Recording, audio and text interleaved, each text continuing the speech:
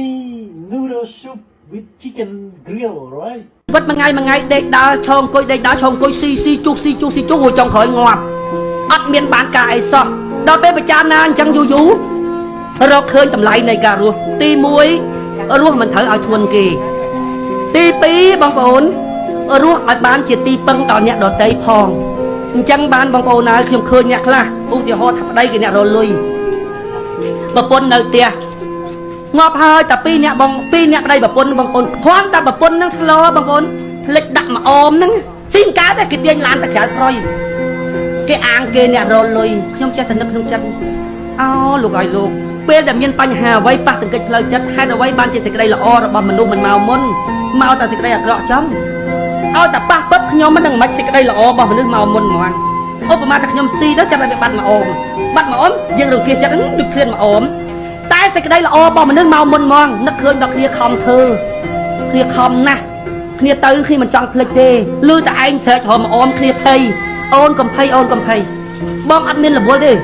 ចង់បានមកអមក៏ពិតមែនប៉ុន្តែស្អែកអាចស៊ីបានទេអូនកុំរវល់កុំគិតវាត្រូវសណ្ដោកដល់ប្រពន្ធអញ្ចឹងបងប្អូនយើងជាអ្នករលុយយើងសណ្ដោកដល់ប្រពន្ធដេកឲ្យគ្នាស្រាបនេះនោះអត់ទេគេអ្នករលុយគាត់ប្រពន្ធខ្វះមកអមគេចេញប្រុចទៅរកហៅពួកម៉ាក់គេស៊ីធ្វើដូចគេថ្លៃថ្នូរទៅដោយម៉ាក់អាងាប់ទៅហើមទៅកៅចុះដូចតែអញដែរហ្នឹងហ่ะអីក៏រស់នៅពិបាកដល់គេដល់ឯងហ្នឹងបងប្អូនខ្ញុំណាបងប្អូនសប្ថ្ងៃខ្ញុំមិនចង់ឲ្យគេបោកខោអាវបោកជាពិសេសខោស្លីបខោខ្ញុំអត់ឲ្យគេបោកទេខ្ញុំបោកខ្លួនឯងស្អីដែលខ្ញុំអាចធ្វើបានណាខ្ញុំមិនឲ្យតម្ងន់គេទេបងប្អូនចេះតែមានអារម្មណ៍ថាគេក៏ជីវិតយើងក៏ជីវិតរស់នៅមិនត្រូវធ្ងន់ដល់អ្នកដទៃឡើយរួចហើយថែមទាំងជួយសម្រាលដល់អ្នកដទៃផងកើតក្នុងលោកអាហ្នឹងឯងផ្លូវជីវិតដែលត្រឹមត្រូវបងប្អូនផ្លូវជីវិតដែលត្រឹមត្រូវទី1រស់នៅ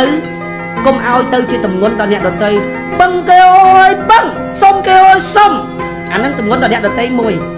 អាទី2អត់បឹងគេទេបណ្ដាទៅយកដីគេដើរតែបោកគេឈឺចាប់ដល់អ្នកដទៃដល់កាហាយដល់គេគ្រប់គ្នាវត្តមានរបស់ឯងនៅលើផែនដីនាំការឈឺចាប់ដល់អ្នកដទៃទី2ត្រូវរស់នៅបានជាទីពឹងដល់អ្នកដទៃផងយើងការចូលក្នុងគ្រួសារហ្នឹងឲ្យគេមានអារម្មណ៍ថាបានកូនប្រសាមួយល្អចូលក្នុងគ្រួសារហ្នឹងផងស៊ីក៏មិនពិបាកគេដេកក៏មិនពិបាកគេទៅណាសារាគេរហូតហ្មងរស់នៅមិនតម្ងន់